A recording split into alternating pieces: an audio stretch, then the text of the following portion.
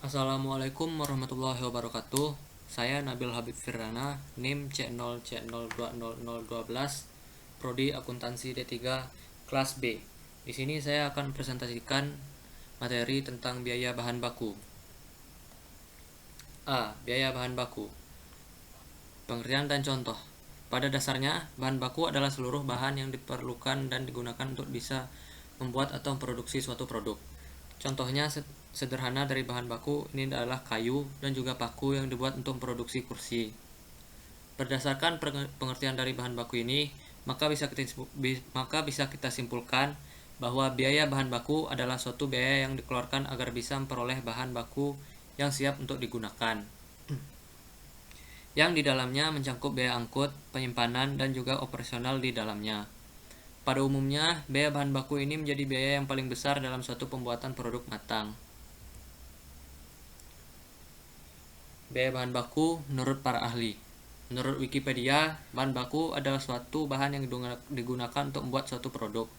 Sedangkan biaya bahan baku adalah semua biaya untuk bisa mendapatkan sampai dengan bahan yang sudah siap untuk digunakan, yang di dalamnya meliputi harga bahan, ongkos angkut, dan penyimpanan lainnya.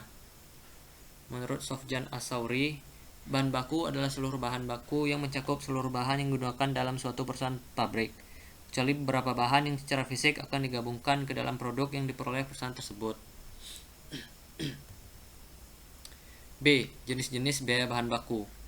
Biaya bahan baku dibagi menjadi dua, yaitu 1. Biaya bahan baku langsung. Bahan baku langsung atau direct material adalah semua bahan yang merupakan bagian dari barang jadi yang dihasilkan. Biaya yang dikeluarkan untuk membeli jenis bahan ini mempunyai hubungan erat dan sebanding dengan jumlah barang jadi yang dihasilkan. 2. Bahan baku tidak langsung. Bahan baku tidak langsung atau disebut juga dengan indirect material adalah bahan yang ikut berperan dalam proses produksi dalam industri tetapi tidak secara langsung tampak pada barang yang dihasilkan. Sebagai contoh, apabila barang jadi yang dihasilkan adalah meja dan kursi, maka yang merupakan bahan baku langsung dari pembuatan meja dan kursi tersebut adalah kayu. Sedangkan yang termasuk dalam bahan baku tidak langsung adalah paku dan pelamir yang berfungsi sebagai perat kayu dan dasar cat untuk kursi yang dihasilkan. C. 5 tips cara mengelola bahan baku. 1. Awasi overstock dan understock. Mungkin ini tidak mengherankan, kelebihan stok atau kurang stok memberi arti bahwa manajemen inventaris Anda tidak dioptimalkan. 2. Hitung reorder point untuk safety stock.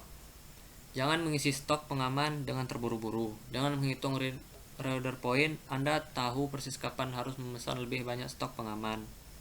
3. Gunakan sistem perencanaan sumber daya material. Perencanaan material adalah ilmu yang menentukan jenis dan jumlah persediaan bahan baku yang dibutuhkan untuk produksi dalam sebuah industri, baik bahan langsung maupun tidak langsung, membutuhkan simpanan safety stock, buffer stock, dan antipasi stock. 4. Kontrol kualitas. Tidak jarang produsen menolak bahan mentah dari vendor karena masalah kualitas. Cobalah untuk tidak memotong biaya bahan mentah karena biaya yang dihasilkan dari tenaga kerja tambahan akan produktif tidak terhenti. 5. Mengotomatiskan manajemen data. Tips selanjutnya yang paling penting adalah otomatisasi manajemen data. Rantai pasokan global sangat rumit. Tidak ada industri di mana manajemen inventaris manual dan analisis memotongnya. Sekian dari presentasi saya. Assalamualaikum warahmatullahi wabarakatuh.